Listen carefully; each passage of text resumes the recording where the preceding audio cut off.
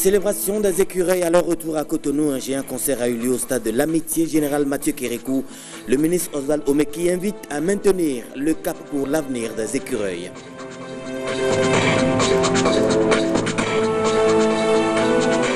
Accompagnement des femmes actives dans la filière anacarde, la mairie de Kouandé et les partenaires honorent les acteurs de la filière. La cérémonie est couplée à une distinction en l'honneur de ces femmes.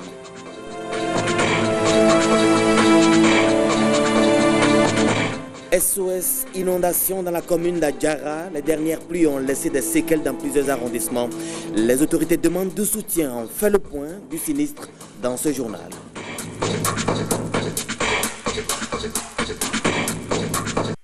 Bonsoir, bienvenue dans ce journal. Dona Jean-Claude Oussou expose les progrès et les objectifs du gouvernement du forum au forum d'investissement du Bénin. Ce forum a pour objectif d'attirer et de propulser le Bénin en matière de développement et de croissance. Reportage Blaise Adampou. Le temps d'un début de week-end, Dona Jean-Claude Oussou participe au forum d'investissement au Bénin. Il s'agit d'un carrefour d'échange. Il réunit porteurs de projets, investisseurs et partenaires techniques et financiers. La praticité de ce forum, c'est la proposition des solutions adéquates. Initiative que je trouve extraordinaire. Au-delà d'une simple appréciation, le ministre de l'Énergie anime avec plusieurs autres responsables d'entreprises un panel. Évidemment, j'ai essayé de décrire toutes les mesures prises par le gouvernement, les projets et le caractère prioritaire que constitue le secteur de l'énergie pour le Bénin. Dans son explication, Dona Jean-Claude Oussou expose la vision du gouvernement dans le secteur de l'énergie. D'ailleurs, entre le moment où je vous parle et 2021, nous allons passer de près de 0% de production d'énergie solaire d'envergure à près de 25% de la capacité totale du pays, qui est estimée à 400 MW d'ici fin 2021. Les questions du public permettent à l'autorité ministérielle d'approfondir ses explications sur les objectifs du gouvernement dans le secteur énergétique. Nous avons travaillé sur le moyen et long terme. Le moyen et long terme, à travers les 4 projets phares du secteur de l'énergie. Premièrement, c'est doter notre pays de moyens de production propres. Et deuxièmement, faire en sorte que les énergies renouvelables soient un axe majeur de notre mix énergétique que nous voulons désormais responsable. Le forum d'investissement au Bénin, c'est aussi l'ouverture de stands. Ils sont visités par Dona Jean-Claude Oussou. Une trentaine de jeunes béninois, tous engagés pour la défense des droits humains, ont suivi une formation de 48 heures organisée par Amnesty International Bénin. Elle porte sur la formulation et l'introduction des recours devant les instances de protection des droits humains.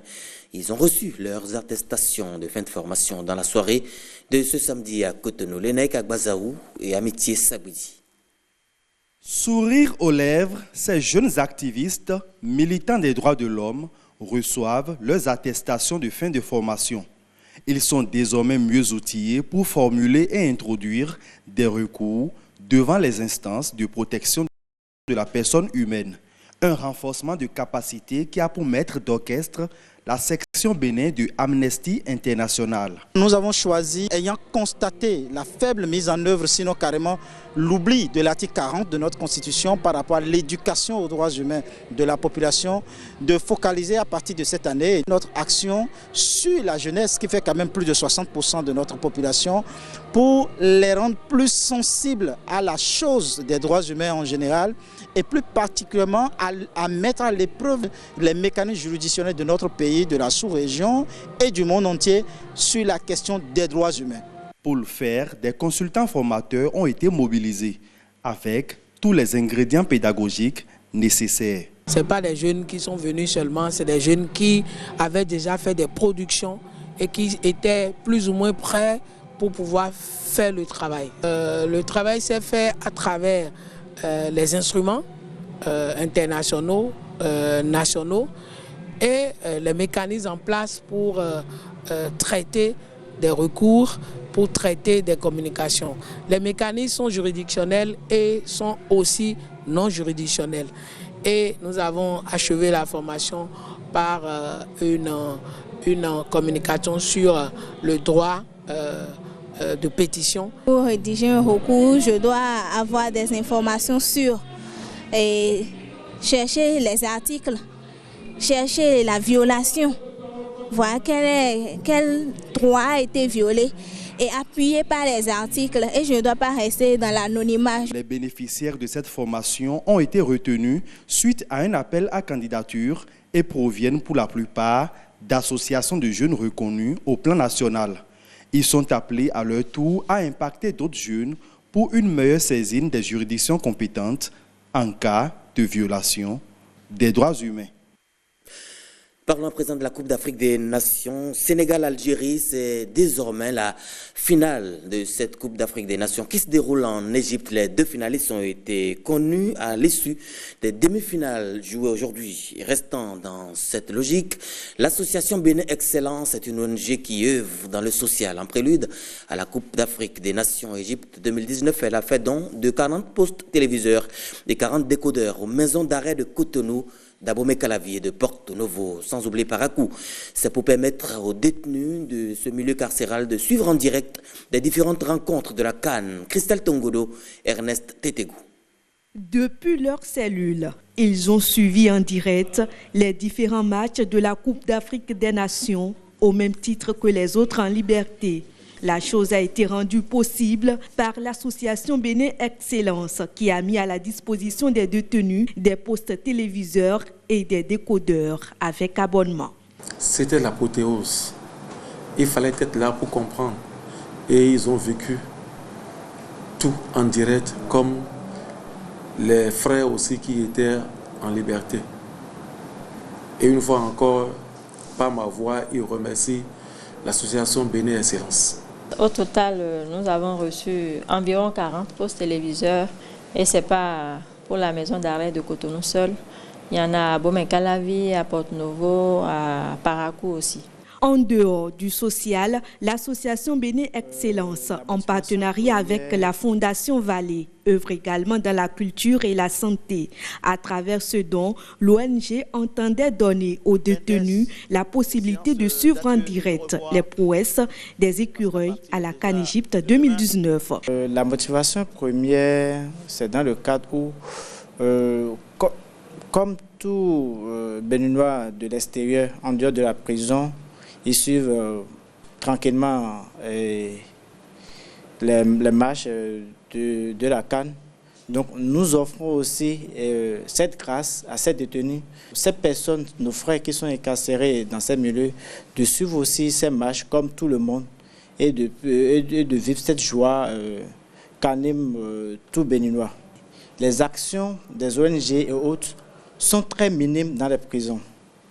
Oui, donc depuis très longtemps, on n'a pas vu des ONG venus installer des télévisions, on n'a pas vu des ONG venus accompagner les détenus au niveau sanitaire et autres. Donc nous, on a assumé ce niveau et on a voulu les accompagner et rester tout près d'eux. L'association Bénin Excellence a seulement 1 an d'existence. En 1 an, elle fait parler d'elle à travers ses nombreuses actions qui changent la vie des pensionnaires des maisons d'arrêt. Coupe d'Afrique des Nations toujours, les ambassadeurs du Bénin sont rentrés hier samedi et vous avez suivi sur nos antennes la ferveur dans tout le Bénin. Mais au stade de l'amitié, général Mathieu Kérékou à Cotonou, le peuple a célébré le retour des écureuils. Stéphane Sassayon, le capitaine et ses coéquipiers ont fait vibrer le cœur des Béninois. Ils ont chanté et dansé à l'unisson. À l'occasion, le ministre Oswald Omeki s'est projeté. Il a réfléchi sur l'avenir et il promet de maintenir le cap. Retour sur les grands moments de ce concert avec Patrick Yabodjou, eh bien, ce qui nous fait vivre cette ferveur au stade de l'amitié. C'est le patron des sports qui plante le décor du concert en l'honneur du 11 national. Je sais qu'on va gagner. Vous êtes l'espoir du peuple. Tout le monde vous accompagne. On est ensemble, allez. L'aube nouvelle résonne sur l'esplanade du stade de l'amitié. jadis à son appel, nos aïeux sans faiblesse. Face à des milliers de Béninois admiratifs, les écureuils et le staff technique offrent un grand moment d'émotion au peuple béninois.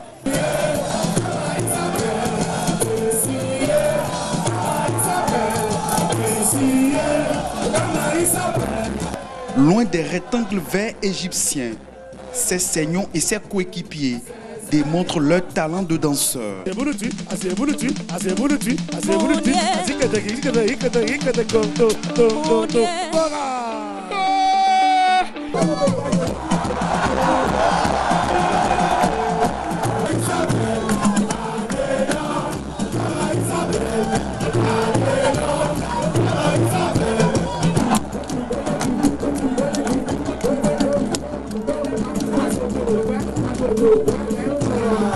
Après avoir rendu fière toute une nation à plusieurs kilomètres, le 11 national dit merci et sa fierté. Il faut absolument qu'on dise merci au pays, merci à la population, merci à toutes ces personnes qui sont aujourd'hui présentes ce soir, parce que c'est la chose primordiale qui est la chose la plus importante. Merci à vous. Au nom des joueurs, merci. Je voulais vous dire merci pour ce déplacement. Je suis fier d'être béninois. Fier d'être béninois. Je suis fier d'être béninois. Fier d'être béninois. Tous ici le sont et le témoignent. On est fier d'appartenir à un pays où tout est pris au sérieux, notamment le football. On sent depuis un moment que, franchement, le sport roi est pris au sérieux dans notre pays et on voudrait que ça continue ainsi. Il faut maintenir la flamme allumée. Là où nous sommes arrivés aujourd'hui, nous ne devons plus regresser. Et pour maintenir le cap, pour aller plus loin, il faut davantage travailler. Et je crois que c'est le prochain défi. Les prochains défis pour révéler le football béninois sont grands. Et le gouvernement y travaille déjà. Maintenant que le Bénin est révélé dans le football et dans le sport, nous allons faire d'autres efforts encore plus importants. Il faut maintenir le cap. On n'a plus droit à l'erreur et pour ça, il faut travailler. Déjà, continuer de s'occuper de cette équipe, continuer de travailler les championnats nationaux, les équipes locales et surtout la relève. Vous savez que le gouvernement y travaille déjà.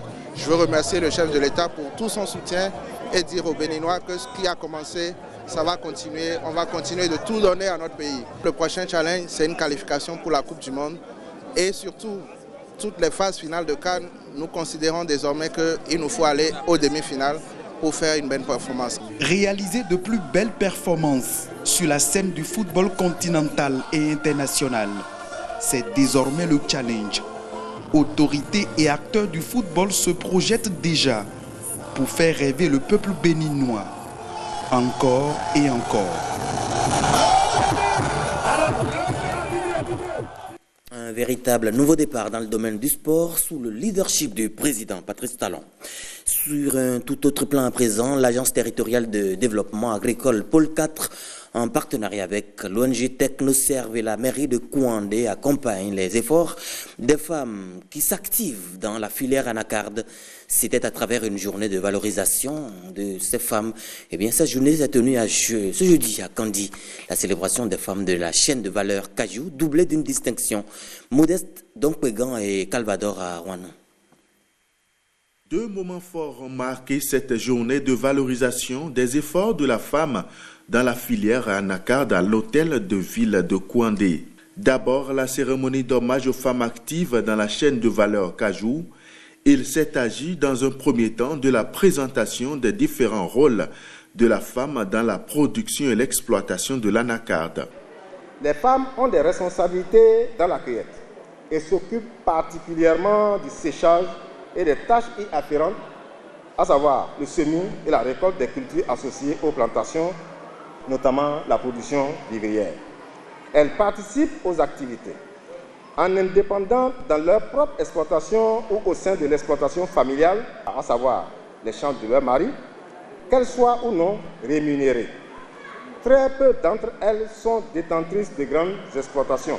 Les meilleures pratiques en termes d'accès équitable des femmes aux facteurs de production ont également été célébrées. À ce chapitre, les communes de Basila et de Kouandé ont été distinguées. Ici à Kouandé, nous avons aussi donc, des femmes qui sont détentrices de plantations, de grandes plantations, sans oublier que les plantations domaniales, les ex-plantations domaniales, donc, que nous avons bénéficié de l'administration forestière, donc, sont également mises donc, à la disposition des femmes qui les exploitent, qui les entretiennent et qui récoltent les produits. La cérémonie de distinction s'est ensuite étendue aux femmes qui se sont le plus illustrées dans la production de l'anacarde. L'autre moment fort de la journée a été la cérémonie de remise officielle par Bénin Kajou de matériel de visibilité à la Fédération nationale des pépiniéristes d'anacardiers certifiés FENAPAC Bénin. La visibilité leur permet de donner l'information tant au niveau de toutes les communes couvertes par la zone de production, mais également au niveau des utilisateurs pour qu'ils sachent que dans telle commune, nous avons tel pépiniériste ou dans telle région, nous avons telle coopérative ou au niveau national, nous avons la fédération nationale qui, du point de vue de l'engagement et de la confiance qui doit exister entre les utilisateurs et eux, se trouvent rassurés et savent quel est le point de contact, à qui se référer pour pouvoir s'assurer que ce matériel est d'importance. En assurant cette communication, on leur évite toute usurpation d'un titre de pépiniériste, alors que du point de vue de la structuration, eux, ils ne sont pas concernés, ils ne sont pas informés. Donc, en ayant un outil de communication, ça facilite d'une part cette traçabilité du matériel utilisé par les utilisateurs, par les planteurs, et de l'autre côté, ça leur permet aussi de faire la promotion de leur activité, parce que plus les utilisateurs les connaissent, plus ils ont la possibilité d'écouler le produit de leur activité. La foire des produits agricoles du terroir et ceux issus de la transformation de la noix de cajou a mis fin à la journée. Parlons à présent de la Journée mondiale de la population, instaurée depuis 1989 par le Programme des Nations Unies pour le développement PNUD. La Journée mondiale de la population a été une fois encore célébrée ce 11 juillet. Et ce sont les communes de Bopa et Lalo qui ont abrité les activités officielles marquant cette journée dans les départements du Mono et du Koufo. Suivez le compte rendu de Marchel Guetoro et de Wenceslasa Waimon. C'est à travers des séances de sensibilisation sur l'éducation scolaire à la base organisées par la direction départementale du plan Mono-Koufo que les populations de Bopa et de Lalo ont célébré la journée mondiale de la population. Il y a des problèmes qui se posent à Lalo où nous sommes actuellement et donc c'est pour cela que nous avons pensé à réfléchir sur les questions de population, les populations notamment sur l'éducation, la nutrition et abonder sur d'autres thèmes pour pouvoir marquer la population, pour pouvoir attirer l'attention de la population sur les questions de population. Parce qu'il ne s'agit pas aujourd'hui de faire d'enfants pour en faire, il s'agit de faire des enfants compte tenu de ses moyens. Les populations de ces deux localités, notamment les personnes du 3e âge, ont bénéficié des séances de dépistage de l'hypertension et du diabète, deux maladies dont souffre généralement cette tranche de la population. Il faut savoir que l'hypertension et le diabète sont des maladies non transmissibles et c'est des tueurs silencieux. En réalité, il n'y a aucun signe apparent qui permet de savoir que vous êtes hypertendu ou que vous êtes diabétique sans avoir pris la tension pour l'hypertension ou sans avoir fait le dosage de la glycémie. La seule manière de savoir que vous êtes hypertendu, c'est de prendre la tension. La seule manière de savoir que vous êtes diabétique, c'est de faire le dosage de la glycémie. C'est ça que nous sommes en train de faire ce matin. Pour les bénéficiaires, les organisateurs de ces journées de dépistage et de sensibilisation ont su joindre l'utile à l'agréable. La fois passée, on avait fait ça à Dassa et mon taux de glycémie était à 1 et quelques. J'étais vraiment malheureuse parce que je sentais déjà que, ma vie tient déjà vers la mort. Ce jour, on a repris et c'est 0, et c'est très bien. Je n'ai pas encore fait le dépistage, mais c'est aussi bon pour voir sa santé, voir ce qu'il attend demain peut-être. Revisiter les promesses faites et les questions abordées lors de la conférence internationale de 1994 pour la population et le développement C'est ce à quoi sont invités tous les pays pour cette 32e édition de la Journée mondiale de la population. Insertion professionnelle des jeunes. L'atelier de transfert des acquis du projet d'appui à la formation professionnelle et à l'insertion des jeunes AFPIJ a eu lieu à Grand Popo du 9 au 11 juillet 2019. Pendant 3 jours, les participants se sont penchés sur la présentation des réalisations du projet, les recommandations pour le renforcement des acquis du projet et enfin sur le transfert du patrimoine intellectuel et matériel du dit projet. Marshall Batoro et Wenceslas Roimond. Promouvoir une meilleure qualification de la main-d'œuvre nécessaire au développement économique du pays et garantir une insertion professionnelle des jeunes diplômés, c'est l'objectif poursuivi par le Bénin à travers le projet d'appui à la formation professionnelle et à l'insertion des jeunes AFPIJ. L'enseignement et la formation technique et professionnelle ne sont pas une priorité, c'est la priorité. Et c'est justement pourquoi d'ici l'horizon 2030, notre ambition est de changer complètement de visage à l'enseignement en général, pour que le taux d'aujourd'hui connaisse un renversement total des tendances, de manière à ce qu'il y ait 70% de population pour l'enseignement technique et la formation professionnelle, et 30% pour la formation générale. Issu de l'accord entre l'Agence française de développement AFD et la République du Bénin, signé le 6 mai 2014 à Cotonou, pour une meilleure employabilité des jeunes, l'AFPIJ se veut un bilan d'activité après 5 ans d'exercice. Je me réjouis que les centres de formation professionnelle ciblés par ce projet ont été significativement renforcés. Après la formation, c'est comment assurer l'insertion professionnelle de ces apprenants. Les participants à cet atelier de restitution reviennent sur les grandes lignes du projet qui est à son terme. Le projet a appuyé l'insertion des jeunes. Le projet a renforcé nos ateliers d'équipement et surtout, moi, mon centre a bénéficié de l'ouverture d'un atelier et la menuiserie aluminium. Les jeunes, par secteur d'activité, ont été recensés. Les artisans, les jeunes professionnels, les centres de santé professionnels, les lycées techniques, tous ceux-là ont été pris en compte. Ils ont été assistés. Du matériel leur a été donné. Les travaux du dit atelier ont pris fin par la remise officielle des documents relatifs au projet AFPIJ aux responsables du ministère des enseignements secondaires, techniques et de la formation professionnelle par l'AFD. Nous vous l'annoncions en titre, les pluies diluviennes qui se sont abattues dans la nuit du jeudi au vendredi matin ont provoqué des inondations dans plusieurs arrondissements de la commune d'Adjara. Nous sommes dans le département de Lemé. L'ampleur du sinistre avec Guillaume Mavienou et Brice Humbo. La commune d'Adjara sous les eaux. Les pluies diluviennes de la nuit du jeudi à ce vendredi matin ont causé des inondations dans plusieurs quartiers. L'étendue inondée n'est pas moindre.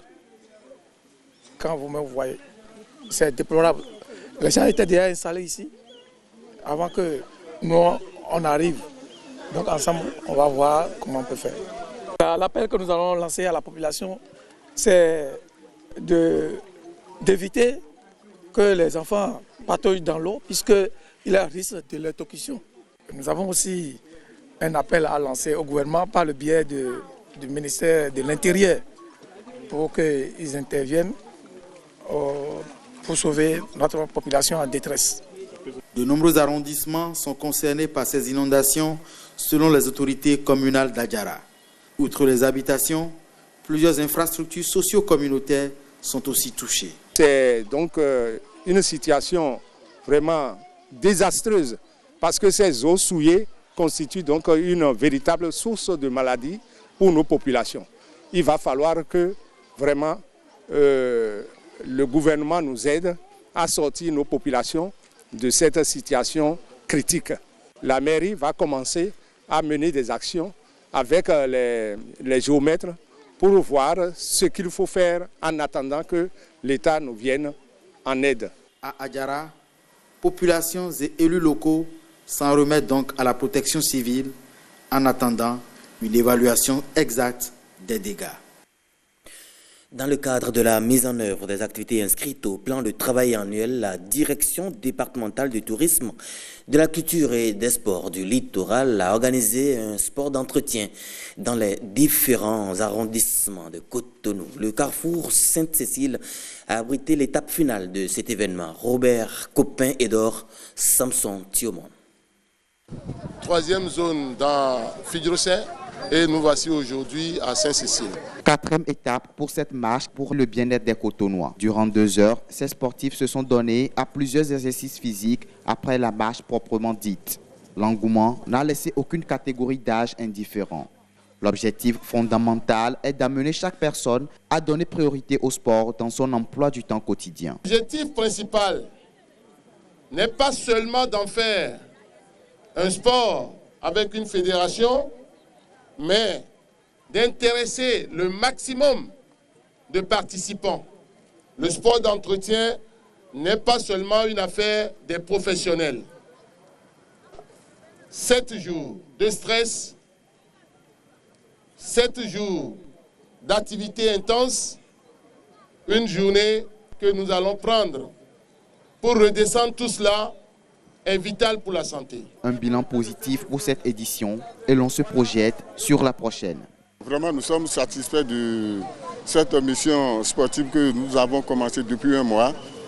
Ça s'est bien terminé avec la sensibilisation des clubs que nous avons, qu'ils ont vraiment accepté à nous rejoindre dans tous les points de rassemblement pour des marches sportives que le ministère a voulu organiser en l'intention de la population béninoise et en particulier la population cotonoise. Bon, la prochaine édition, ce serait l'année prochaine ou bien vers la fin de l'année pour remonter les bienfaits de la marche à notre population qui va quand même avoir ces bénéfices, les biens de la marche qui nous rend toujours en forme. Cette marche sportive a tenu toutes ses promesses. Prochain rendez-vous, décembre 2019. Et pour réussir ce sport d'entretien, il faut avoir de la bonne volonté. Comme le dit justement Gilbert Brevard, que nous citons, la réussite est liée à la patience, mais elle dépend également de beaucoup de bonne volonté. Fin de citation. La réussite est liée à la patience, mais elle dépend également de beaucoup de bonne volonté. Et c'est sur cette citation de Gilbert Brevard que nous vous remercions d'avoir suivi ce journal tout en vous souhaitant de passer une excellente semaine avec une bonne dose de bonne volonté.